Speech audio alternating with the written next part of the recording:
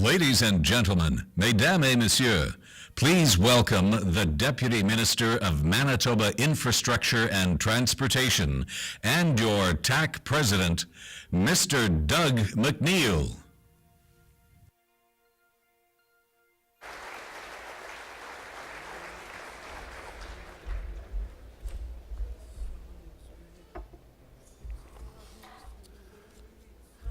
Good morning, everybody.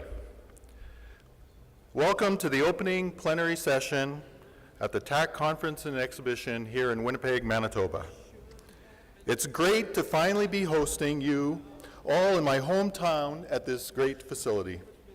We'll do everything that we can as your hosts to ensure that you will enjoy your stay and have a rewarding and productive conference.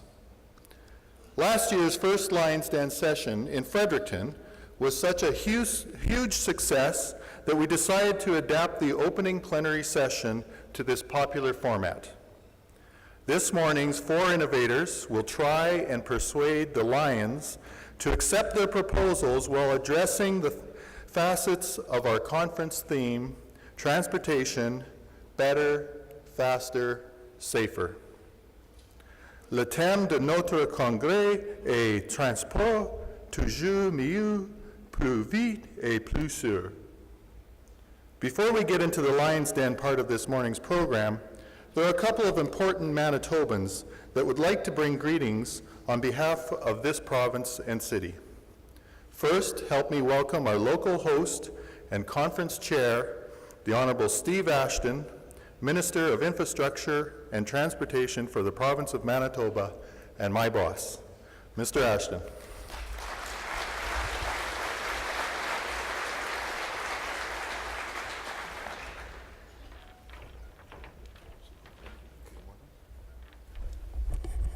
Good morning, bonjour, welcome to Manitoba, bienvenue au Manitoba. It's a great pleasure to welcome you to our great province. It's a great pleasure for MIT, Manitoba Infrastructure and Transportation, to be co-host today. And as you spend the next number of days here enjoying our hospitality and the tremendous sessions that are ahead, one thing I did want to pass on to you is just how important transportation is and how important this conference is for us here in Manitoba. To say that transportation is central to this province, well, I think it's pretty well an understatement. If you take a few steps outside and walk to the Forks, you'll find the place that brought together Aboriginal peoples for thousands of years. You'll see throughout our province the contacts in terms of transportation, whether it be the Port of Churchill, in fact, the first European contact being through the Hudson Bay, or you'll see here in southern Manitoba the tremendous importance of the rail systems that connected this country as we came together starting in 1867 and built this tremendous project called Canada. And you'll see many of the more modern elements as well, whether it be our highway system, whether it be Centreport, which connects in an intermodal way Manitoba to the rest of the world. And you'll see as well, too, that we take very seriously the mandate of TAC in terms of not only innovation, but also safety. And you'll see the degree to which transportation is really a key part of that. So what I wanted to do this morning, if I could, is again, welcome you, invite you to take some time to get to know this province. If you're visiting us, certainly come back. And I also wanted to indicate that this is a very important year for TAC. It's, of course, coming up for its 100th anniversary next year. And I look forward to the 100th anniversary being celebrated in Montreal next year with TAC, because it really, I think, will showcase not only how far transportation has come in Canada, but how we as Canadians have built this country in many ways around transportation. And I think that's an important part of who we are and what we are every day. So again, welcome to Manitoba, and I look forward to seeing you over the next few days. Thank you very much.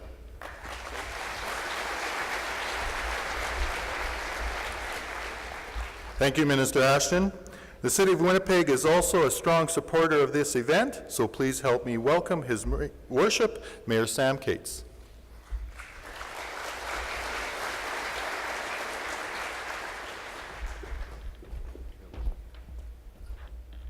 Thank you very much, Doug, and it's an absolute pleasure to be here to welcome you all. If this is your first time here, if you've been here before, if you live in the city, we very much appreciate the fact that you're here, and we also want to thank TAC for choosing Winnipeg for this conference.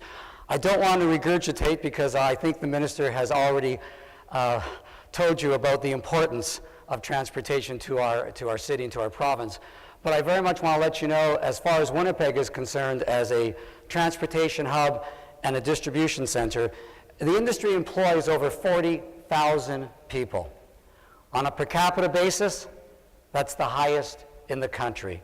So I think you can understand how important it is to our economic fabric. There's no question about that. In addition to that, we do call Winnipeg the heart of the continent. And we call that because actually geographically we are that, which gives us phenomenal advantages, which we intend to nurture and to take advantage of down the road. I want to make sure that while you're here, you have the opportunity to check out some of our wonderful sites, and as was mentioned earlier, the Forks. Enjoy yourself, as well as have a very, very successful conference. Thank you very much for being here.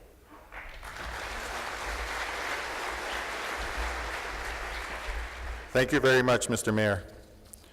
Before I introduce my dynamic co-host, and some of you will remember him from last year, I'd like to thank IBI Group, partner of the opening plenary session. You'll notice that we'll be recognizing conference partners like IBI Group at all of the main conference events this week. TAC couldn't host its annual conference without the support of these organizations, so be sure to give them your enthusiastic thanks.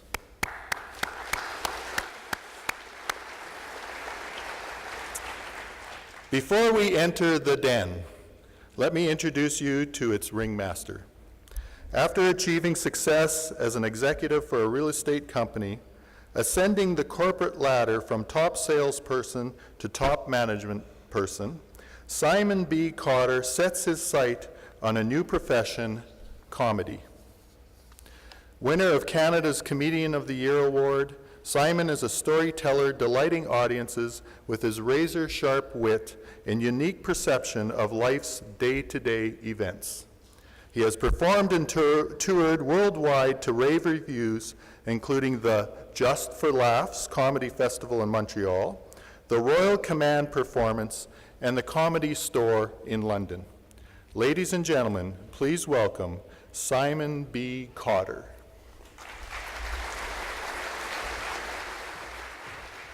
Thanks, Doug. Thank you guys very much for having me back. I really had a good time last year. Last year I did my warm-up comedy all about transportation and travel, and I had planned to do something similar, but I flew out yesterday. I had a little fight with my son, and in the middle of the argument he goes, "Dad, why don't you get a life?" And it changed my idea, because I thought, you know what? I had a life. You ruined it. Would you agree with me, kids are way more spoiled than when we were growing up? They get everything now, don't they? Xbox, PlayStation, Game Boy. You know what I had to play with when I was a kid? Another kid. My dad would be, you two go out and play. You run. You chase him. That's a toy right there. Are you tired of that? Okay, you hide. You try to find him. I was going to give that for Christmas. You can take that now. We made our own fun growing up, didn't we? You remember playing Red Rover? All your friends would line up and hold hands, and you pick the girl you really liked, and you'd run and try to break her arm, remember? Or what about British Bulldog? What was that? Rugby on cement without the ball. That's what that was. When we were growing up, grown-ups didn't care if we lived or died. Anybody go to the school that in the gym, they had that rope? Went 60 feet to the ceiling. 8-year-old kids hanging from steel beams. And the gym teacher, Mr. Safety. Wow, that's high. Better put this 1-inch thick gray mat under there. That way he falls, you got something to roll him up in, it's perfect. Even your own family didn't care if you lived or died. You ever play ball hockey in the driveway? What would your mom say? Don't play next to the house, you'll break a window. Go play in the street. And don't come home till the street lights are on. One year we had a blackout, I couldn't get in the house for 3 days. Didn't care if we lived or died. Kids now, if you're getting kids' toys, they're government approved, specially safe toys. They can't have little pieces because they're choking hazards. Kids could choke. Anybody here play marbles? There you go, Billy, a bag of choking hazards. Did you put them in your mouth? Of course you did. You had to clean them. Didn't care if we lived or died. Even our store-bought games were dangerous. You ever play Operation? Your parents bring it home, plug it into the wall, and they give you metal pliers to play with it. I'm not really good at it yet. Well, it's time for your bath. Bring it with you. Didn't care if we lived or died. Kids now have bicycle helmets. Bicycle, how bad are you at the sport? When I would go out to ride my bike, I said, Mom, I'm going out to ride my bike. She'd go, well, roll your pants up past the knee. They're new. You can grow more skin for free. If I fell off my bike, I'd try to land on my head so I didn't get dirty. Didn't care if we lived or died. Oh, my gosh. I can't believe how spoiled they are. The stuff that they get just handed to them.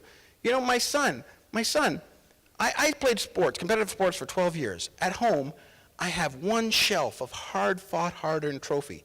My son has 3 shelves. He's 8. He's won nothing. He gets them for showing up. Attendance trophies. It's incredible to me. They didn't care if we lived or died. Anybody here ride a laundry basket down the stairs? I remember the day I did it. I was like pumping it up the stairs. My mom's in the kitchen going, what's that racket? Well, I got the laundry basket at the top of the stairs. I'm going to get in it, and I'm going to ride it down to the bottom.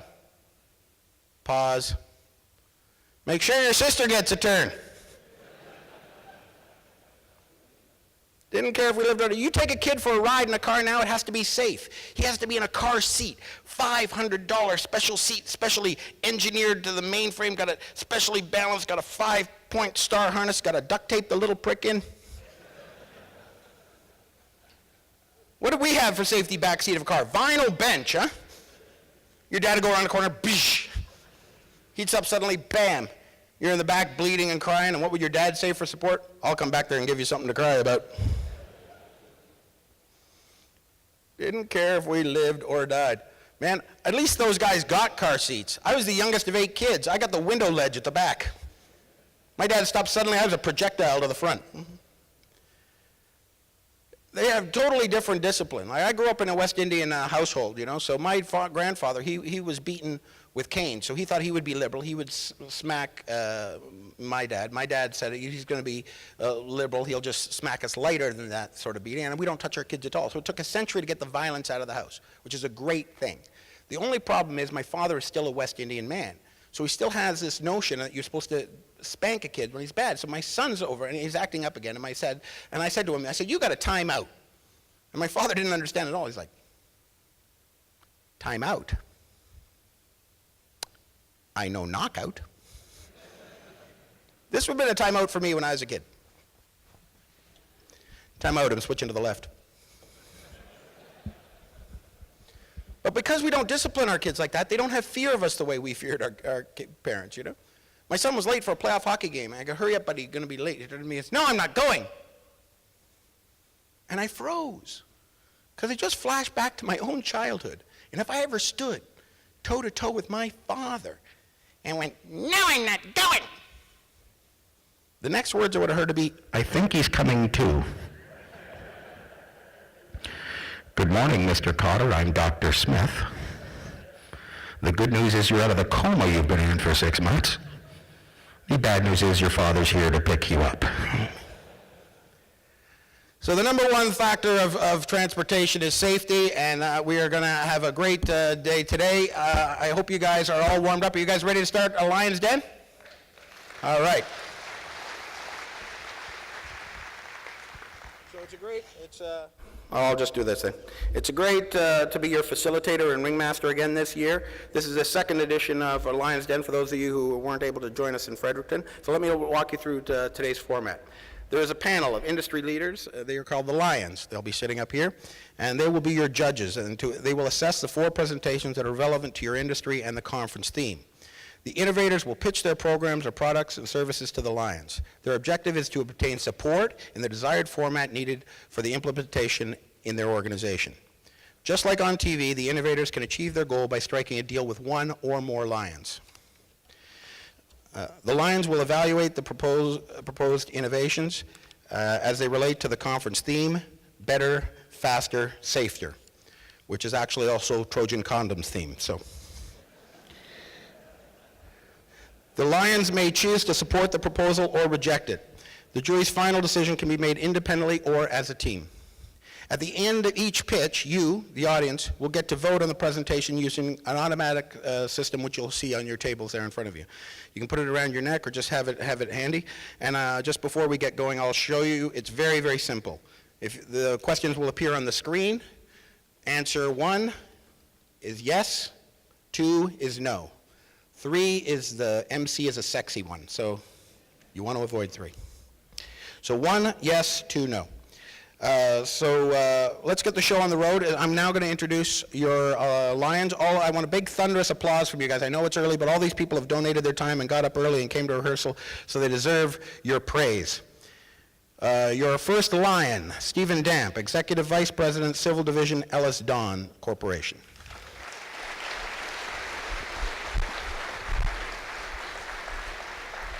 Michel Gravel, Executive Director of TAC.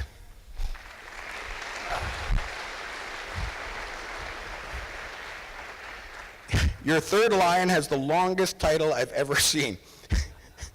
Susan Tighe, Professor and Canadian Research Chair, Sustainable Pavement and Infrastructure Management, Director of Central Pavement and Transportation Technology, University of Waterloo, Civil and Environmental Engineering, and Queen of Belgium.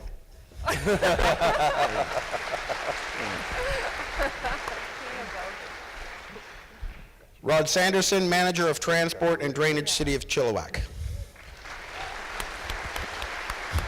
You see, Susan, that fits on a business card. That's how you... And introducing again, Doug McNeil, Deputy Minister of Manitoba Infrastructure and Transportation, and, more importantly, President of TAC. There you go. Thank you. Now let's get right to it. With his presentation, Embedding Transportation Lifecycle Asset Management into a Knowledge System, please welcome our first innovator, Touraj Nassen, Engineering Services Division, Alberta Transportation. My notebook. I just grab a couple pieces. Thank you, Simon. What an act to follow. Why did I have to be straight after you? The awe-inspiring Lions, ladies and gentlemen, good morning. My presentation is very much inspired by the theme of this year's TAC Conference, Better, Faster and Safer, and I just add decisions, because it's the decision making that is absolutely critical, because if we make bad decisions, everything that follows just makes it worse.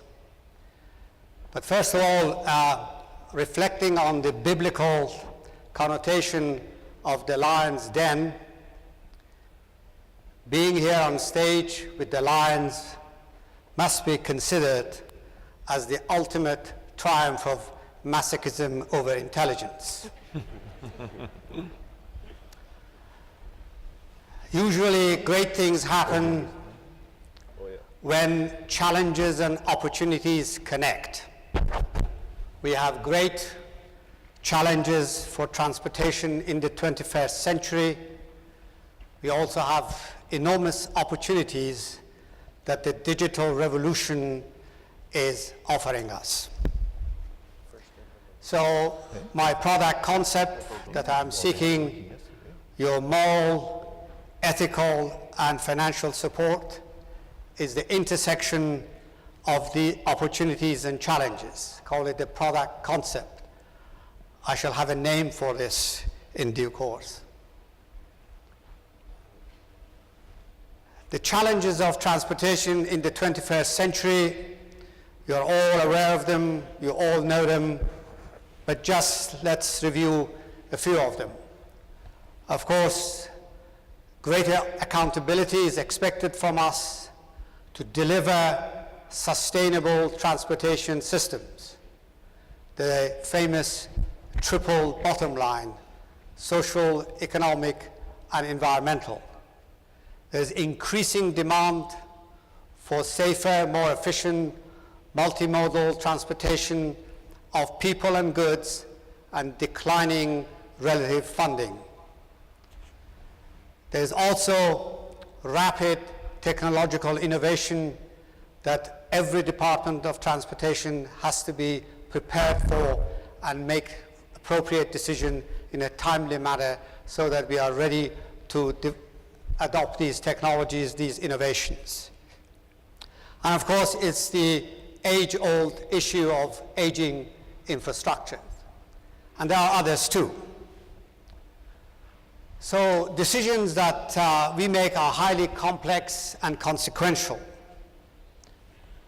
Look at some 15 or so different impacts that transportation decisions have, from ecology to economy, noise, air, the usual thing, economic impact, economic development, safety.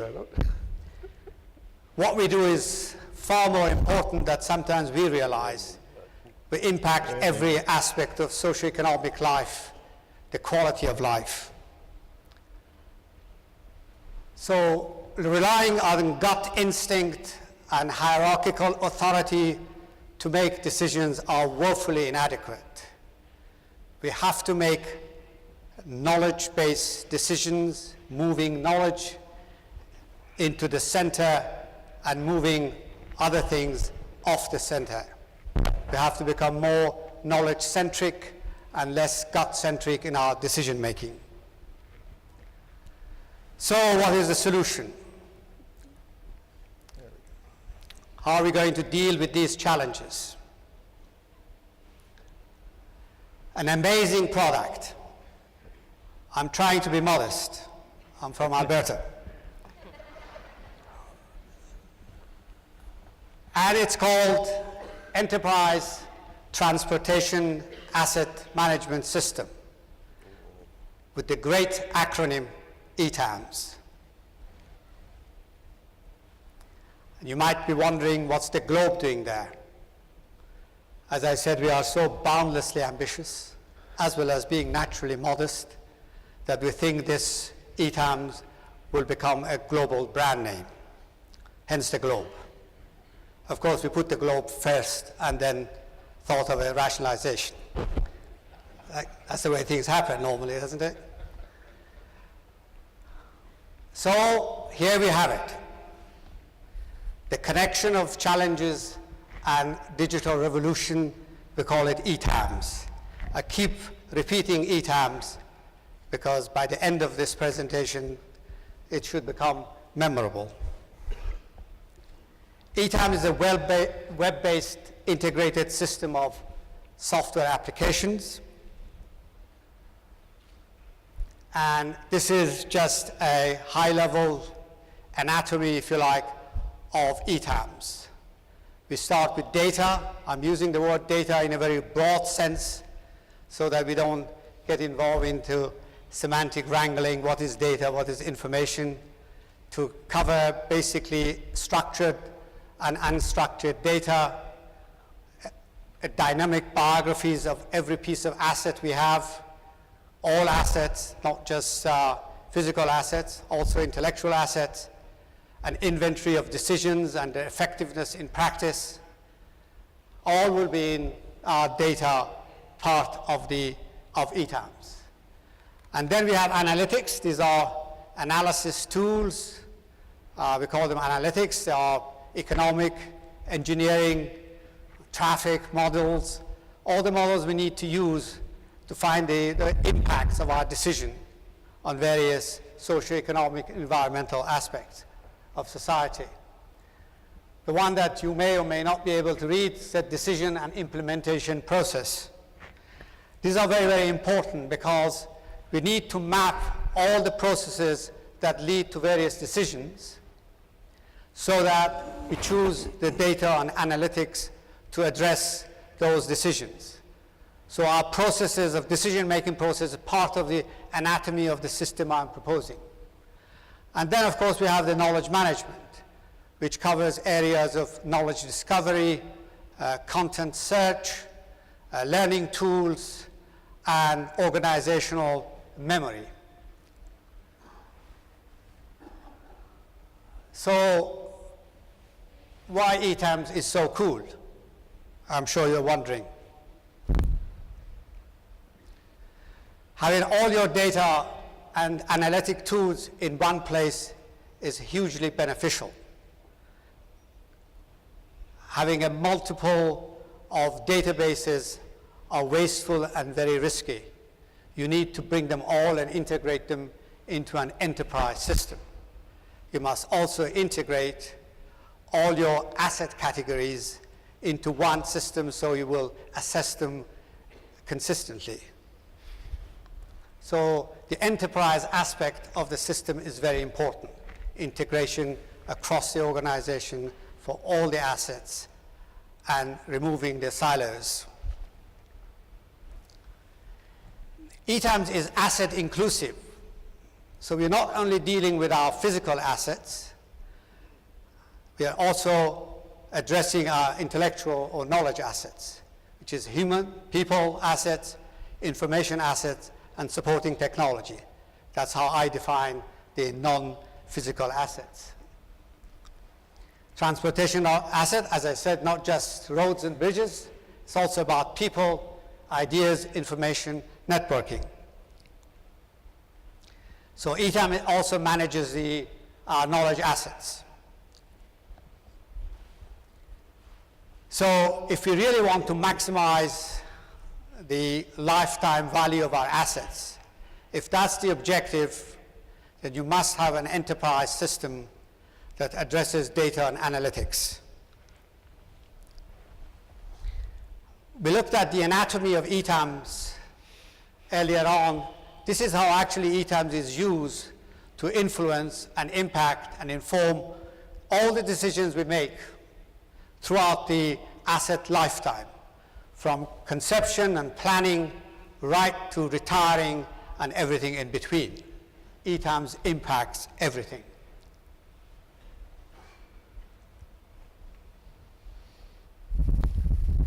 Having a powerful organizational memory is very critical, as a large number of our subject matter experts and managers are retiring, have been retiring, and are retiring in the near future.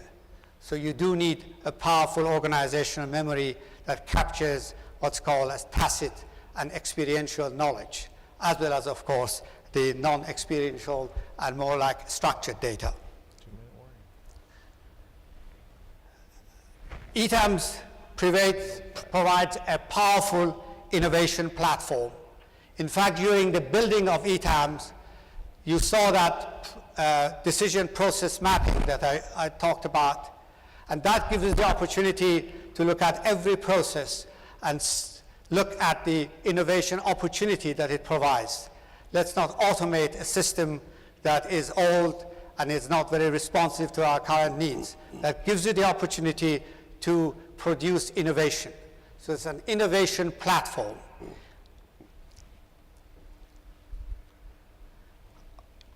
Obviously, being an enterprise system, all our data and analytics in one place provides a great tool for collaboration on projects and organizational learning.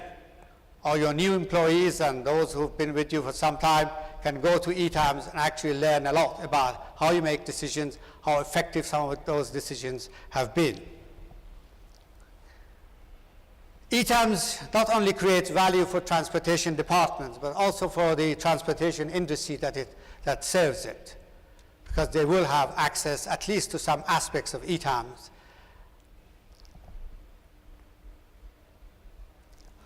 Must be wondering about cost of value, some ballpark figures. for those who are very business-minded. Obviously, the cost depends on the asset value, its complexity, and the state of asset management maturity each organization is in. I've given you some cost numbers to ponder on. It's something like 0.05% to 0.1% of asset value. The cost would be less, of course, if you hire me to do it. The ratio of NPV to initial cost for one of our decision support systems that we have experience with is about 7. Quite impressive. So I say ETAMS is key to operational and strategic decisions. I invite you and request that you invest in ETAMS. It has huge, huge returns. Thinking of great decisions, great choices, here is a quote for you from Jim Collins, the author of the famous business book, From Good to Great. So all transportation agencies are good. We are going to make the transformation to becoming great. So I don't have to read that for you. Give you a second to read it. It takes into my time. So the last one is, do we really have a choice? It's a rhetorical question for me, but I hope that you all collectively, resoundingly say, yes, we do have. It's ETAMS. Thank you very much. That's my presentation. Perfect. Andy finished a minute early. Give him an extra hand for that. Way to go. But it's not all applause. You've got to come over here and meet the lions. So that seemed very impressive to me, but I'm thick. So let's see what the lions have to say. The lions will have 3 minutes to grill who's hungriest. Okay, I'll start. Okay, so I guess a very interesting presentation. I like your slides, but I'm really not sure what you're doing, and we got the why, but we don't really know anything about the analytics, the data. Do you have key performance indicators? So we need to know that so that Yes. we can actually judge you. Yes, of course. Yeah, I only had 14 minutes, 15 minutes, right, to say that. So I could go and elaborate on data. But yeah, we have actually some experience, if that's your question, of doing that, getting basically enterprise-wide data and removing all those legacy systems, different systems. We have analytic models, and we keep developing them from looking at risk analysis and management, impact or cost-benefit analysis like economic models. So all these, we've done some parts of it. So I mean, data, I suppose, bringing unstructured data is very, very important, and having decision inventories that we look at its effectiveness. So this is added to the usual data that's in databases. So we have databases, we have unstructured data, contracts, emails, and a lot of other information, useful information that we incorporate into a single database that's structured and unstructured. You know, I'm an engineer, and I like to see hard examples, concrete examples. Yes. And so what you didn't present to me was an example that showed that this system could optimize my budgets every year. We have to weigh how much we're going to spend on highways versus bridges. Can That's this right. system optimize those budgets when you consider you're comparing apples and oranges? Yes. We don't. I think my system says actually you incorporate them. You don't have a separate, for different categories of assets, you don't have separate systems. You have, so if you are, for example, using cost-benefit analysis, you use them across the board for all your assets. So this system actually integrates various asset categories. And we have done that, actually part of that within Alberta Transportation with great success. Touraj, I have 2 questions. One is, you've obviously developed this in-house. Did you look at off-the-shelf systems, and if those could have suited your needs?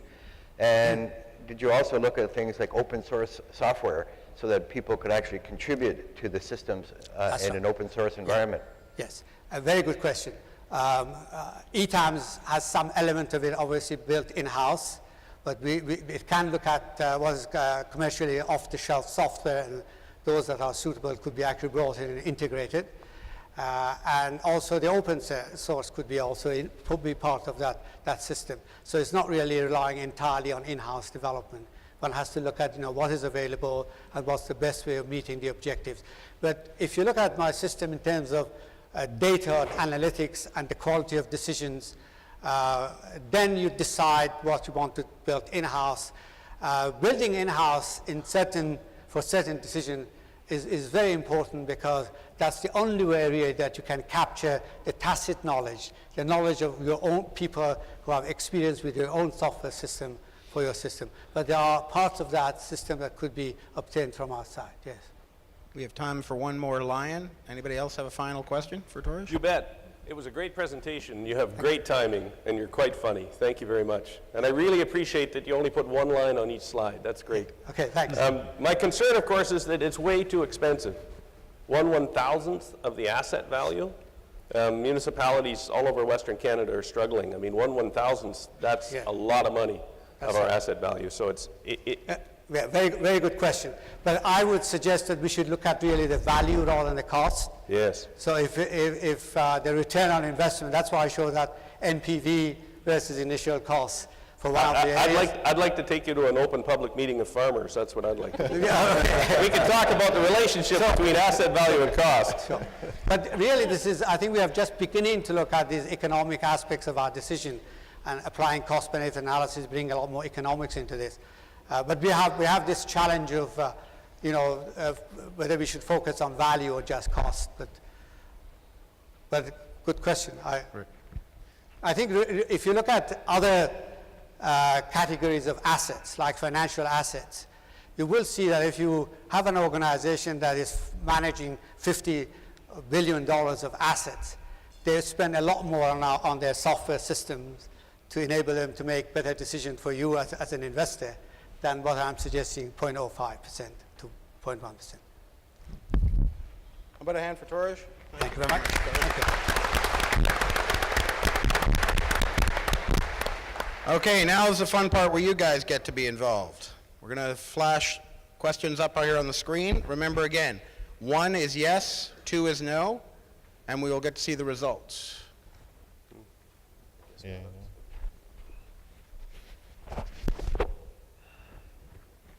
I didn't see any of the electronic things on the tables. It must be there. Yeah, you can see them down there with the language. Oh, that's what that is. Yeah. Okay. 71%. Yeah.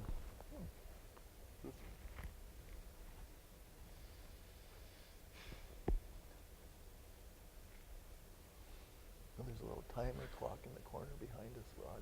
Mm-hmm. 6 seconds to vote. Yeah. Neat. It really draws the audience in. What's that? It really draws the audience in. Holy. Great feedback, everyone. Thank you very much. Now, before we bring up our next presenter, any last words of wisdom from the Lions for Touraj? Yes. Well, maybe only because I didn't get sort of on the thing. I think in future, if you want to move it forward, and I don't know where I'm trying to look at through the lights where he is right now. I couldn't really even get an understanding of how the process works, who's working on it. Is it staff? Is it the IT group within your house? Is it outside field data? So I would suggest going forward to get the message out to people, give a little more clarity of how the program's going to work in details as you implement it. But it's certainly a great idea. Great. And good feedback. So now, our next piece of meat. Our next presenter. Next up is Jesse Hopkins, Sales Manager of Powell Contracting, Powell Mobile Barrier, with his presentation, The Mobile Barrier Trail 1. You can do better than that for Jesse, come on. Yeah, okay, perfect. Good morning, everyone. Good morning, Lions. I just want to say that Powell Contracting, Powell Mobile Barrier, we really appreciate being here. This is an honor. As Simon said, my name is Jesse Hopkins, and I am the sales manager of the company. And I will be talking about the Powell Mobile Barrier. Now, this is a topic that I am very passionate about, so Simon, you might have to keep tabs on me in terms of time. The first thing I'm going to get on here is actually a video from Dallas-Fort Worth, Texas. Kind of just gives you an idea of what the product is, so please just watch.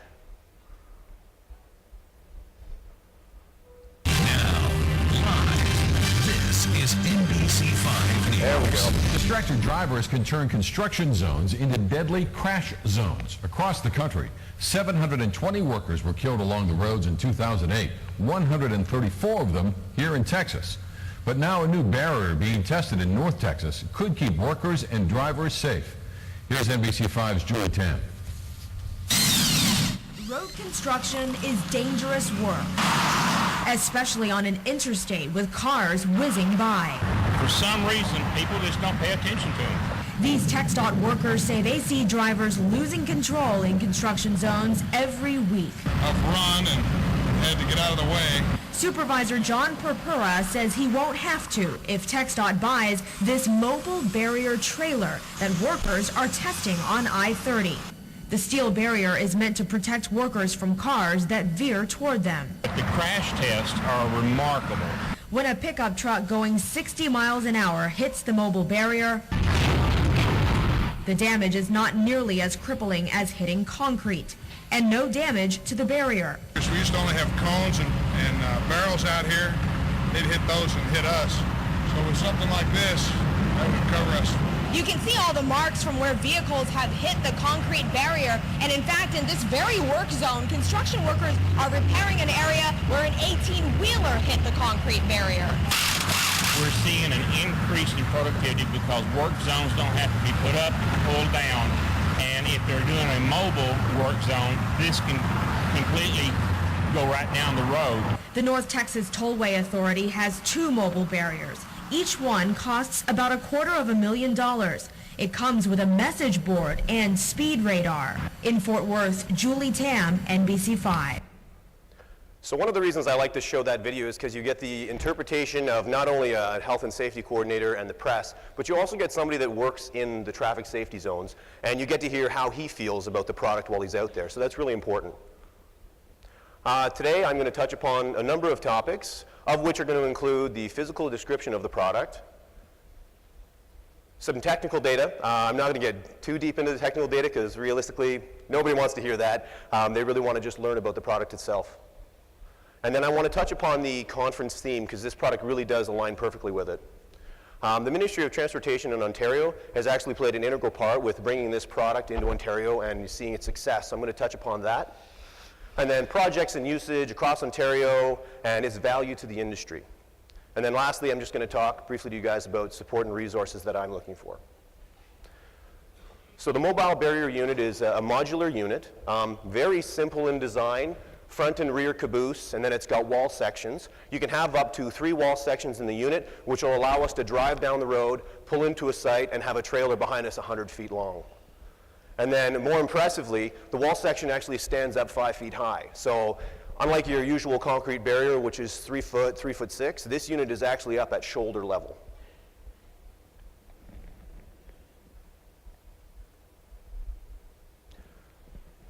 So in terms of features that can be either added to this trailer or already included, I'll run through this relatively quickly. It already comes equipped with safety lights, wheel deflectors, storage for compressors, generators, tools. You can bring everything to your job site.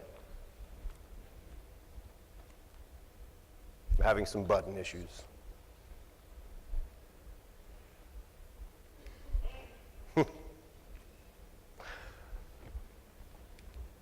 Oh, there we go.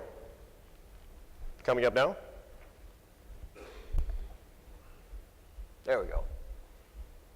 Okay, it's going now. Sorry, guys.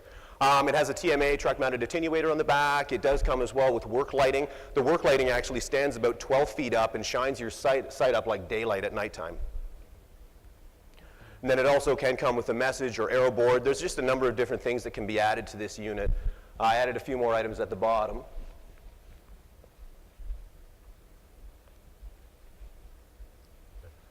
And then I included a really crude video. It's very simple, but it gives you a real good idea of how this product operates. So if you look at the video itself, you can see that we're going to be doing a left shoulder job site or left shoulder closure.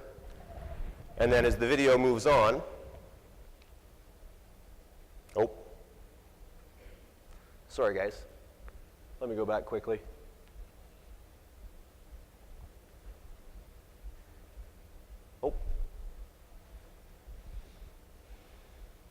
Perfect, thanks. It's just not clicking through. So as the video goes on, you can see that basically the tractor trailer pulls out from the front of the unit, and then a bobcat will come and it picks up a dolly at the back. The dolly is then brought around to the other side of the unit, and it gets inserted there. And if you have a TMA or anything attached, then you just reattach it at the back. And then the tractor trailer simply drives around to the other side, backs in, and you're ready to go. Oh. Slight technical difficulties. The bad thing is my monitor's working perfectly.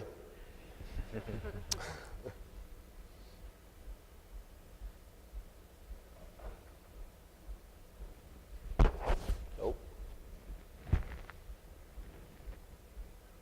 This means the world's about to come to an end. Just so you know. Hopefully things get back on track. I've stopped the Okay, we'll give it a try now.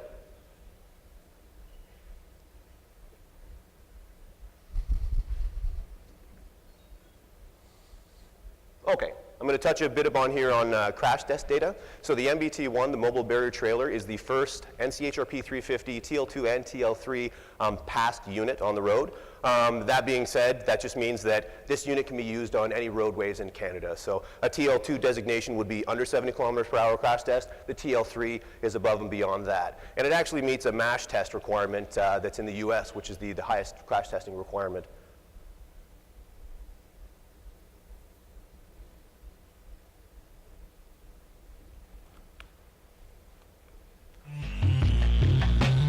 So now this is just a crash test video. You're going to see how the mobile barrier operates when it's struck at 100 kilometers per hour. Dodge pickup truck 1500 at an impact angle of usually around 25 degrees. So it's deceiving. That truck doesn't look like it's traveling very fast, but at 100 kilometers per hour, it does have a relatively controlled stop afterwards. So you will see it slow down a little bit as the video continues. And as a Ford guy, it really doesn't break my heart to see the Dodge trucks constantly used over and over and all for crash testing. So the big thing here you can see is there's not a whole lot of deflection with this unit. The deflection is actually 0.61 meters, which when you compare it to temporary concrete barrier, which is usually at about 1.3 meters, when you're originally designing a job, this actually gives you a little more room that you can have more space on your site.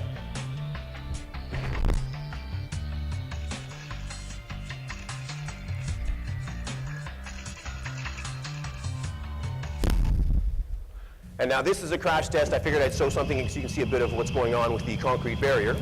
And this is the same crash test, 100 kilometers an hour. You got a pickup truck, 25-degree impact angle, and devastation. So you can see this accident, or not accident, crash test is a lot more violent. So there's a lot more debris coming away from the barrier, there's a lot more debris coming from the truck, and the deflection being 1.3 meters. A lot of people forget this when they're on job sites. If you're working on a job site and there's a concrete barrier there, you really shouldn't be leaning up against it, because that thing will deflect back. It's engineered to deflect back 1.3 meters. So the next angle gives you a really good idea of exactly how much it does move back. I know personally, I've worked on a lot of job sites myself. That's kind of how I started, and I never knew that barrier did move this much. So really pay attention here where it flares out.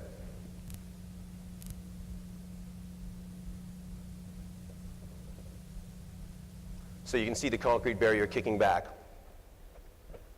Now just to touch upon the theme of the conference of better, faster, safer, I just wanted to go through this unit compared to what else can be used. That would be TC54s and just doing a standard closure with traffic cones, or you're going to be using concrete barrier. Our unit is the complete package. If you're going to a job site, you can bring all your materials, you can put a generator in there, a compressor, you can basically have everything you need. All you need is another work truck to bring your men or women to site.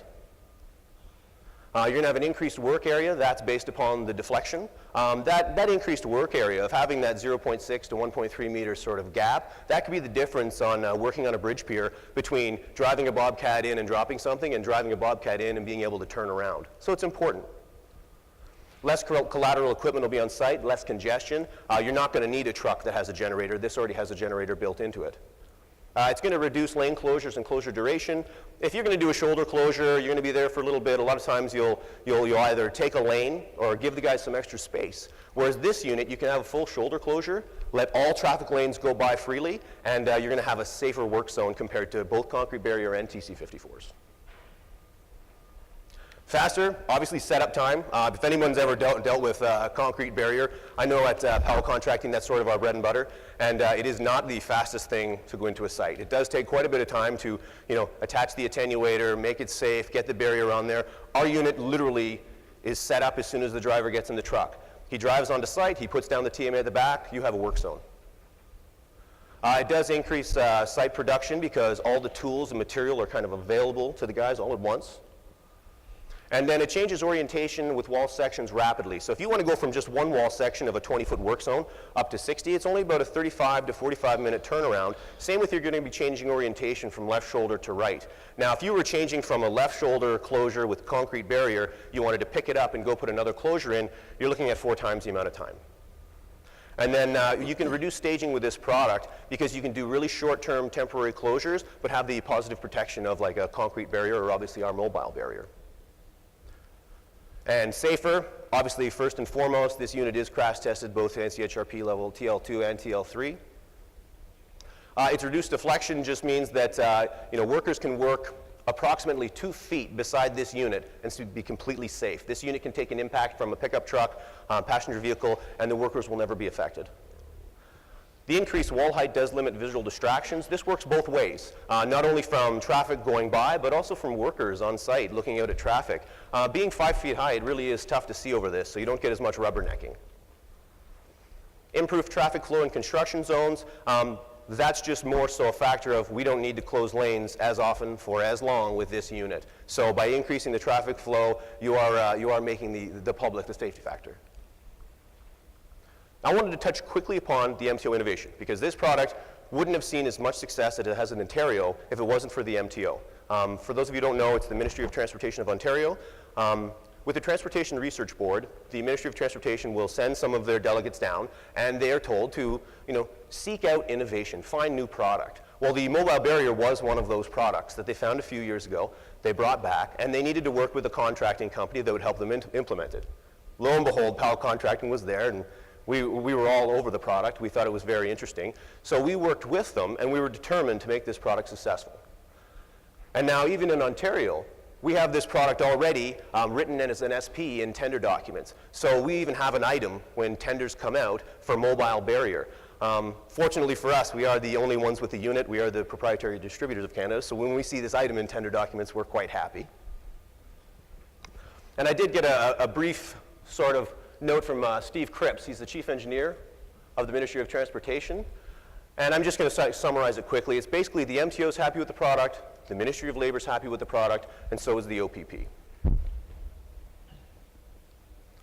In terms of the rollout, we have worked on a number of different highways, and we have worked with a number of different large construction companies in the area. My hope is to, spread this product around, use it across Canada. And just to give you a rough idea of what we've done so far, we work with Powell Contract, obviously, and Houston Barrier, Ontario. And we did just roll the unit into Manitoba through Guardian Traffic Services. And Alberta Traffic Supply is going to be handling the better part of Western Canada. And then QMB Barrier has just signed on, and they're going to be taking over Quebec. So I'm going to go through the value to the transportation industry as quick as I can. Simon's given me the look. And obviously, safety for us is paramount. Powell Contracting, Powell Mobile Barrier, safety has always been a big deal for us, and we feel that this is a safer product. This product decreases time on site, which then increases efficiency. You're going to find cost savings. You're going to find money. You're going to reduce costly staging. We had a great example of this on Highway 115 out in Bowmanville.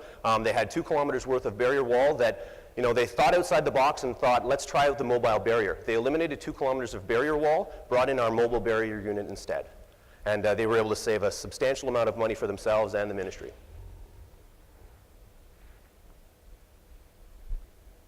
Nope. Come on.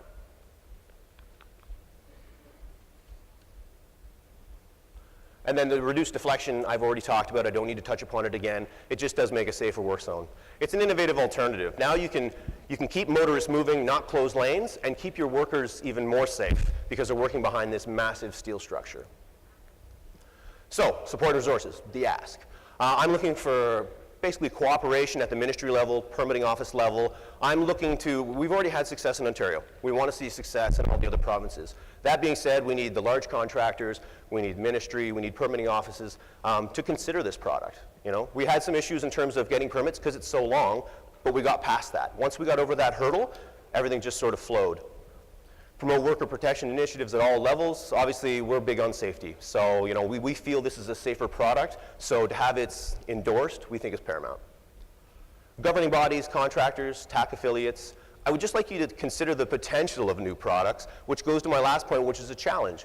I'd like you to sort of think outside the box. I know this product, doesn't match with our Ontario traffic manual. It didn't fit at first because Ontario traffic manuals and all the other specifications that were written before this product really came out. So I would like to ask that, you just consider innovation and, the MTO is a fantastic example to drive innovation forward. So the only issue in Ontario, and this is my last comment, 2 minutes, I finished early. The only issue in Ontario that we've had is we need more units. Right now we're operating with, I believe it's approximately 6 units between ones that we've rented because we couldn't get enough up in time to have new units. We're operating with 6 and we're at a capacity right now where we probably need more like 8. And I know within the next year or two we'll come close to needing another 6 units above and beyond that. So other than that, I appreciate all your time. Lions, thank you very much. I apologize for the computer glitches there, and that's my presentation. Great job, Jesse. Very, very good presentation, but as someone who, most of the guys who work on construction sites used to beat me up in high school, so I don't want them safer. So, Lions, 3 minutes. Well, Jesse, as a guy who lives safety for our workers in our work zones, like first in my life all the time, I commend you and the people that developed the product and bringing it here in the innovation. I am really impressed and really keen, and actually I'm interested to find out more. Okay. So I'm going to start to say I really like what I see here. It addresses a lot of the things. I do have a couple of concerns, though, that I'm going to ask with you then, and I won't go too long because I would like to follow up later on them. First of all, obviously, the cost to me is an issue. It looks like it's going to be expensive. I also have a concern about the cost. You talked about the availability and creating, if we design our sites then to be dependent on these things, and they're to a different standard as we have to do a bit of a traffic manual engineering plan for all of our sites, and then we don't have the availability. Coming and going. I mean, the mobility is great. I'm very concerned that you'd end up in a situation where when they were not available, people would then tend to go ahead and do the work in less safe zones than they're already currently at. Yep. Or if the costs, so that would be a real concern of the logistics of how it all would work.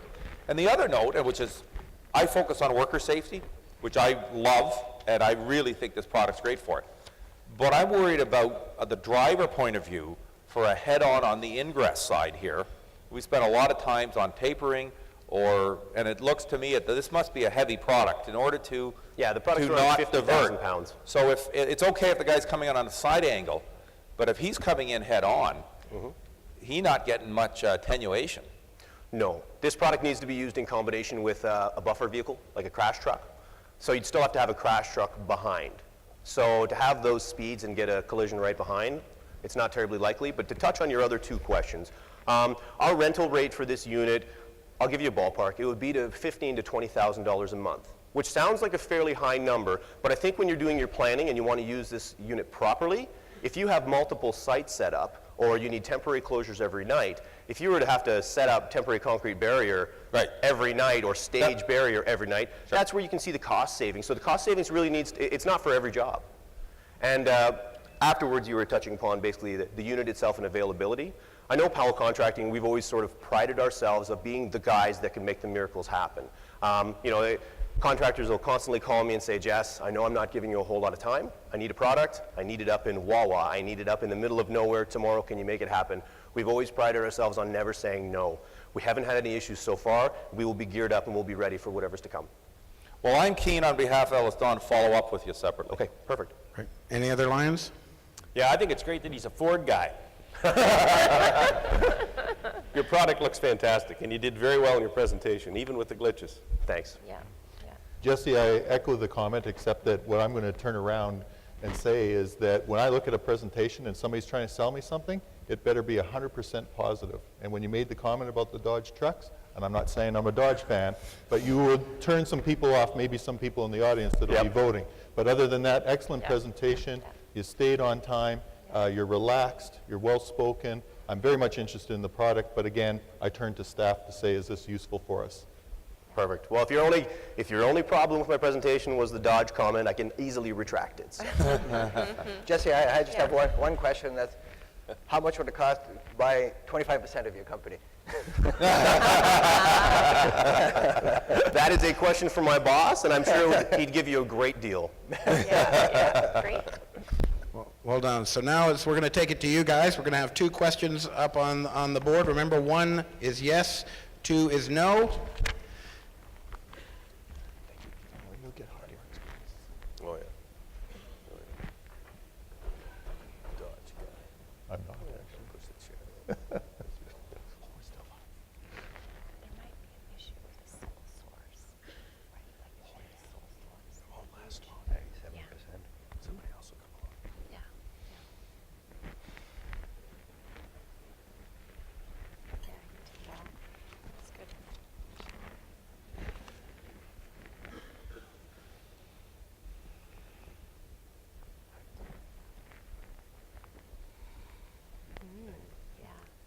And final words of wisdom from the Dragons before we move on. Yeah, I think it's really innovative. He did a great job, and yeah, so I have no further comments to my colleagues. I thought it was really well done. Perfect.